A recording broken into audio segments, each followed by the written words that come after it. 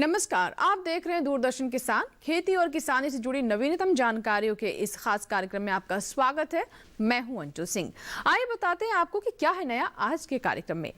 Micro irrigation fund से अनुदान ऋण का ब्याज जारी किया गया। केंद्र ने 4 राज्यों में उच्च स्तरीय टीमों को भेजा है, दूसरे के लिए भी किया जा रहा है विचार। 50,000 से ज्यादा Ayushman Bharat health and wellness सेंटरों का परिचालन शुरू कर एक और मील का पत्थर पार किया। आइए अब देखते हैं समाचार विस्तार से। राष्ट्रीय कृषि और ग्रामीण विकास बैंक के तहत 2019-20 में 5,000 करोड़ का एक माइक्रो इरिगेशन फंड कोष बनाया गया था। कोष का उद्देश्य राज्यों को विशेष और नवीन परियोजनाओं को आगे बढ़ाते हुए सूक्ष्म सिंचाई कवरेज विस्तार के लिए ब्याज रहित ऋण का लाभ उठाने की सुविधा प्रदान करना है। एमएफआई की संचालन समिति ने 3,971 करोड़ 31 लाख रुपए ऋण के लिए परियोजनाओं को मंजूरी दी है। इसमें गुजरात के लिए 764 करोड़ 13 लाख रुपए, तमिलनाडु के लिए 1357 करोड़ 93 लाख रुपए, आंध्र प्रदेश के लिए 616 करोड़ 13 लाख रुपए, पश्चिम बंगाल के लिए 276 करोड़ 55 लाख रुपए, हरियाणा के लिए 790 करोड़ 94 लाख रुपए और पंजाब के लिए 150 करोड़ रुपया और उत्तराखंड के लिए 15 करोड़ 63 लाख रुपया दिया है। नाबार्ड ने हरियाणा, तमिलनाडु और गुजरात को 659 करोड़ 70 लाख रुपए का ऋण जारी किया है। इस तरह से अब तक कुल 1,754 करोड़ 60 लाख रुपए जारी किए गए हैं।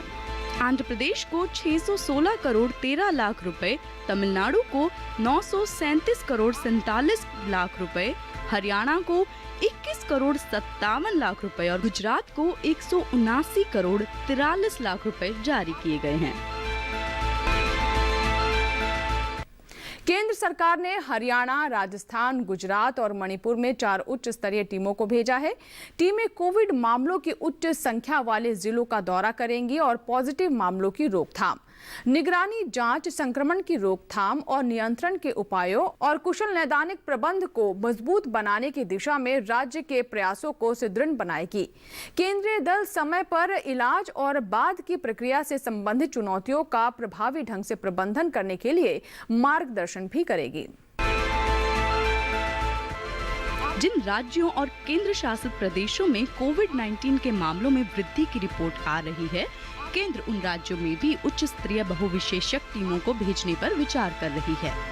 केंद्र सरकार ने राज्यों और केंद्र शासित प्रदेश की सरकारों को आक्रामक और व्यापक प्रशिक्षण करने की सलाह दी है, ताकि ये सुनिश्चित किया जा सके कि कोविड-19 के छूटे हुए पॉजिटिव मामले जो हैं, उनकी समय पर जानकारी मिल सके। साथ ही प्रभावी ट्रेनिंग, कंटेनमेंट और बाद का उपचार भी किया जा सके। भारत ने अब तक कुल 12 करोड़ 95 लाख 91,786 नमूनों की जांच की है। पिछले 24 घंटों में 10 लाख से अधिक जांच की गई। व्यापक परीक्षण की अधिक संख्या ने सुनिश्चित किया है कि कुल पॉजिटिव दर निम्न स्तर पर बनी हुई है और वर्तमान में नीचे की ओर जा रही है। कुल राष्ट्रीय पॉजिटिव दर आज 7% से कम होकर 6.95% रही।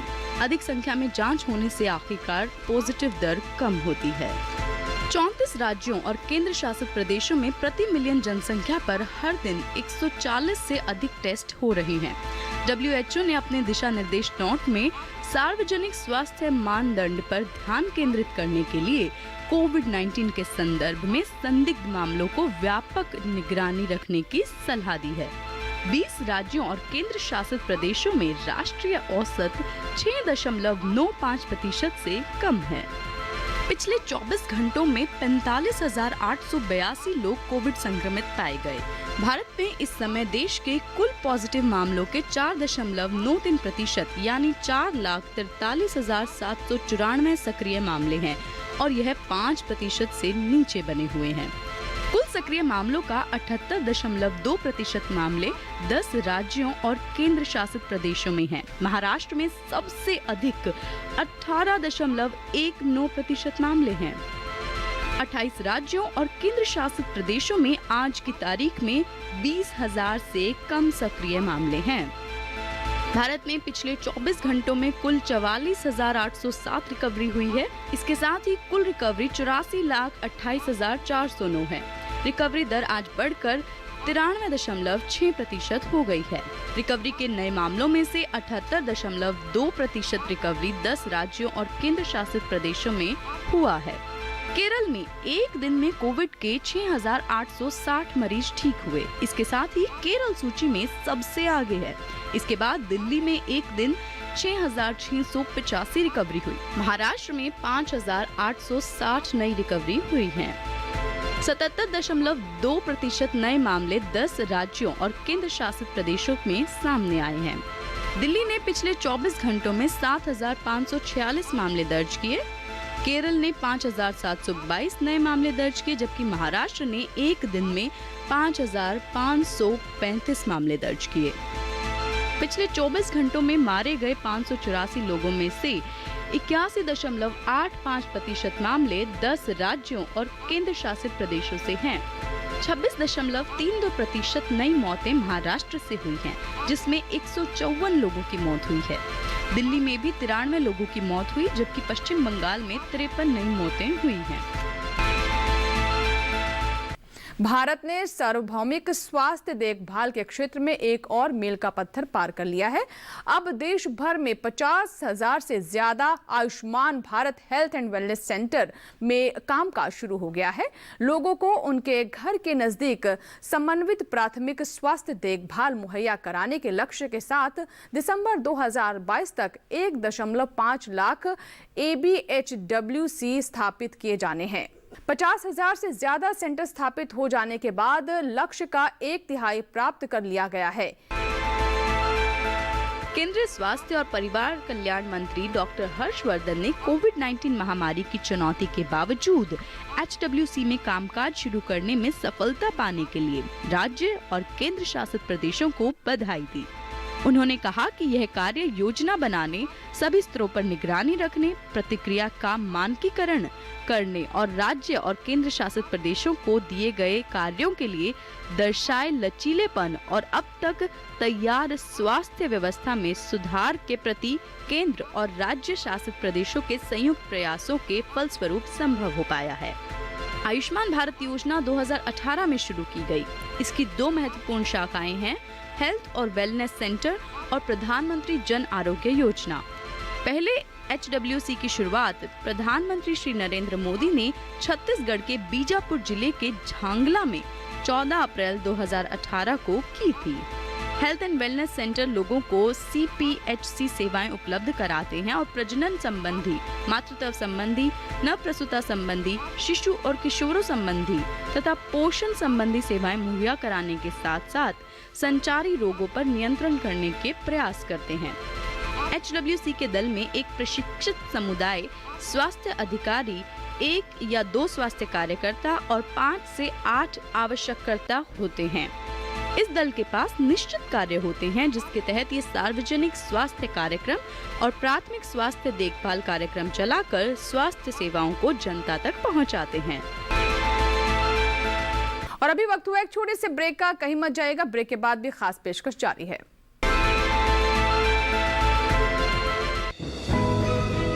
ये कामयाबी है अन्नदाता की,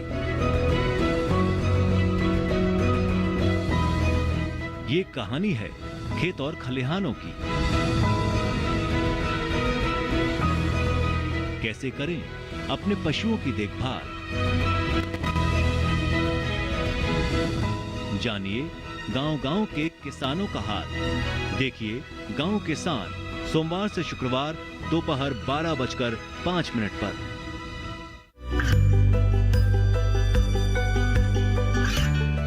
गांवों और पिछड़े क्षेत्रों में सरकारी योजनाओं की जानकारी पहुंचा। देश में कौशल और क्षमता विकास कर ग्रामीणों को सामाजिक बदलाव और विकास से जोड़ने की दूरदर्शन किसान की पहल चौपाल चर्चा देखें सोमवार से शुक्रवार सुबह 9 बजे।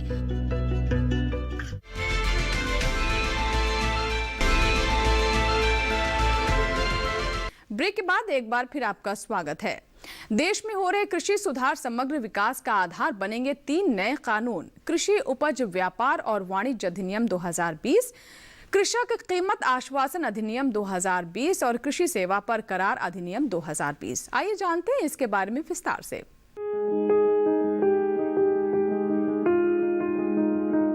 कृषि में कई अहम सुधार करने के लिए सरकार ने उपज बिक्री की व्यवस्था में कई जरूरी बदलाव किए हैं। इस दिशा में सरकार ने कृषक सशक्तिकरण व संरक्षण, कीमत आश्वासन और कृषि सेवा पर करार अधिनियम 2020 लागू किया है। इस अधिनियम के लागू हो जाने से अब किसान उपज से खाद्य उत्पाद बनाने वाले प्रोसेसर्स, व्यवसायिक कंपनियां, थोक और फुटकर विक्रेताओं और निर्यातकों के साथ कृषि उपज की बिक्री के लिए सीधे करार या व्यावसायिक समझौता कर सकेंगे। करार हो जाने के बाद फसल की अच्छी पैदावार के लिए जरूरी साधन या इनपुट्स उपलब्ध कराने की पूरी जिम्मेदारी खरीदार की होगी। अधिनियम के लागू हो जाने से अब पैदावार के दौरान फसल पर किसान का मालिकाना हक बना रहेगा। वहीं किसानों को उपज की बिक्री पर होने वाला खर्च भी नहीं देना पड़ेगा, यानी किसानों के मुनाफे में पहले के मुकाबले खासी बढ़त होगी। फसल का बीमा तो कराया ही जाएगा, साथ ही जरूरत होने पर किसान वित्तीय संस्थानों से कर्ज भी ले सकेंगे। इतना ही नहीं, किसानों को मौसम के जोखिम और बाजार के उतार चढ़ाव से भी सुरक्षा मिलेगी। ये अधिनियम अनुबंधित किसानों को नियमित और समय पर भुगतान की सुविधा भी देता है। जाहिर है कि कृषि में हुए इन सुधारों से किसान काफी फायदे में रहेंगे। इसमें से एक कानून है कृषि उपज व्यापार तथा वाणिज्य संवर्धन एवं सुविधा अधिनियम 2020।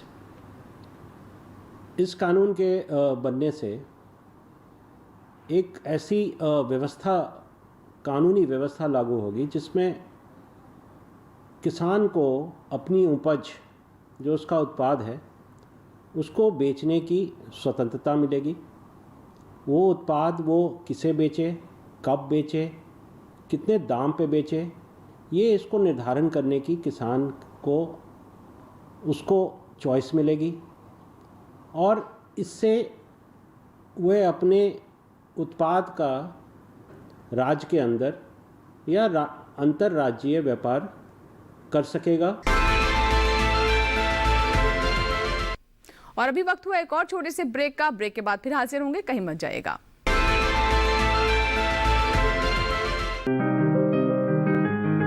बीमारियों से कैसे बचेगी फसल? मवेशियों की मुश्किलों का क्या है हल? कहां से लाएं बीज, कितनी लगेगी खाद? किसानों के हर फोन का विशेषज्ञ देंगे जवाब। देखिए हेलो किसान लाइव सोमवार से शुक्रवार शाम 6 बजे।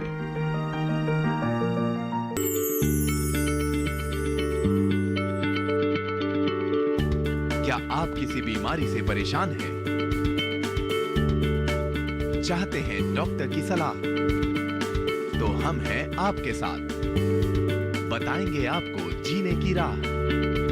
समस्याएं आपकी, समाधान देश के मशहूर विशेषज्ञों के।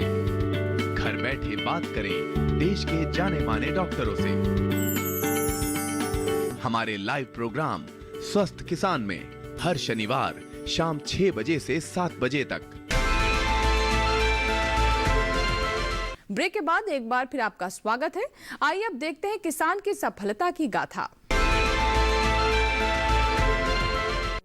असम के जोरहाट जिले की रहने वाली नवनीता दास एक युवा, ऊर्जावान, प्रगतिशील महिला हैं। उनके हाई स्कूल लर्निंग सर्टिफिकेट परीक्षा करने के बाद सहायक नर्स के रूप में प्रशिक्षण लिया। इनके पिता एक किसान थे।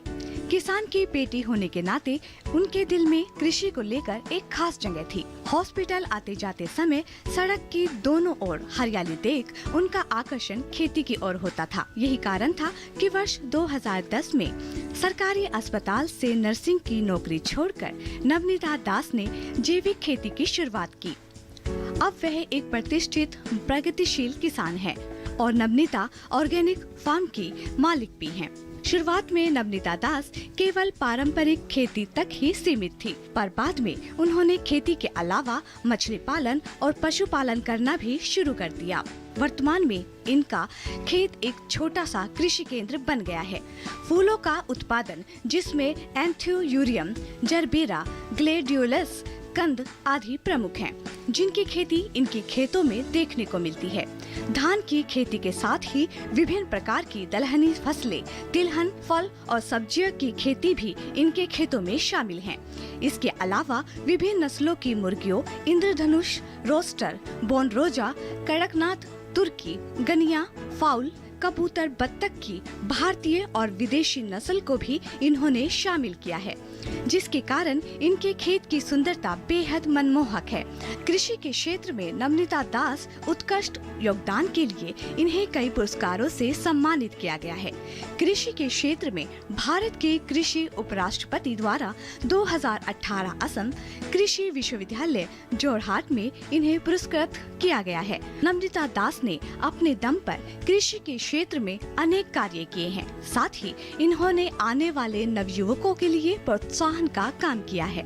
इनके खेत की खूबसूरती को देखने के लिए कई युवा कृषक उनके खेत पर जाते हैं। साथ ही उनके सराहनीय काम को देख वे भी उनके नक्शे कदम पर कृषि को अपनाकर अपना भविष्य बनाने के लिए अग्रसर हो रहे हैं।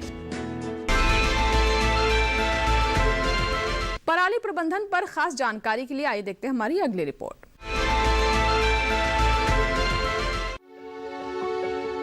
दरअसल पराली जलाने की बड़ी समस्या दिल्ली, पंजाब, हरियाणा और पश्चिमी उत्तर प्रदेश में देखने को मिलती है और यहीं का धुआं दिल्ली को अपनी चपेट में लेता है। इसलिए सरकार इन सीटू फसल अवशेष प्रबंधन में इन्हीं राज्यों पर ज्यादा ध्यान दे रही है। ये ऐसी योजना है जिसमें खेत के अवशेष खेत में काम आ जाते हैं और अगली फसल के लिए उपयोगी भी साबित होते हैं। जाहिर है, जब खेत के अवशेष खेती के ही काम में ले लिए जाएंगे तो वायु प्रदूषण अपने आप कम हो जाएगा। इस काम में कृषि विज्ञान केंद्र, राज्य कृषि विभाग और कृषि विश्वविद्यालयों का भरपूर सहयोग मिल रहा है। बल्कि कुल मिलाकर 100 सार्वजनिक संस्थान पराली प्रबंधन के काम में लगे हुए हैं। इन सीटू फसल अवशेष प्रबंधन में पराली प्रबंधन की विधियों को किसानों तक पहुंचाया जा रहा है। उनके बीच जागरूकता लाई जा रही है और पराली प्रबंधन की मशीनें उपलब्ध कराई जा रही है। इन मशीनों को किसान चाहें तो खुद भी खरीद सकते हैं या फिर किराए पर ले सकते हैं। वैज्ञानिक गांव-गांव जाकर मशीनों को प्रदर्शित कर रहे हैं ताकि किसान अपनी आंखों से इनके फायदे देख सकें और फिर इन्हें अपना सकें। धान काटने के बाद किसानों को जल्द से जल्द गेहूं बोना होता है। धान की पराली को जुताई के जरिए नष्ट करना मुश्किल होता है और इसे गलने में भी समय लगता है। ऐसे में उनके पास खेतों में ही इसे जला डालने के अलावा और कोई चारा नहीं होता। अब वैज्ञानिकों ने ऐसी तकनीक इजाद की है जिसके जरिए बिना जुताई के ही धान के खेत में गेहूं की बुआई की जा सकती है। हैप्पी सीडर इसमें सबसे प्रमुख भूमिका निभा रहा है। पराली, जिसे किसान बेकार की वस्तु समझ रहे हैं, दरअसल ये बहुत ही काम की चीज है। ये अच्छी खाद भी है, पलवार भी और खरपतवार नाशक भी। जाहिर है, इसके इस्तेमाल से किसानों की लागत कम हो जाती है और फसल भी अच्छी होती है। पराली प्रबंधन के मामले में खुद प्रधानमंत्री दिलचस्पी ले रहे हैं। उन्होंने इन सीटू फसल अवशेष प्रबंधन प्रथाओं के कार्यान्वयन के सुझाव और मार्गदर्शन के लिए उच्च स्तरीय टास्क फोर्स का गठन किया है। इसके अलावा केंद्र सरकार ने पराली प्रबंधन से संबंधित मशीनें मुहैया कराने के लिए 1152 करोड़ रुपए के बजट का प्रावधान भी किया है। किसानों को 80% की सब्सिडी पर पराली प्रबंधन की मशीनें दी गई हैं।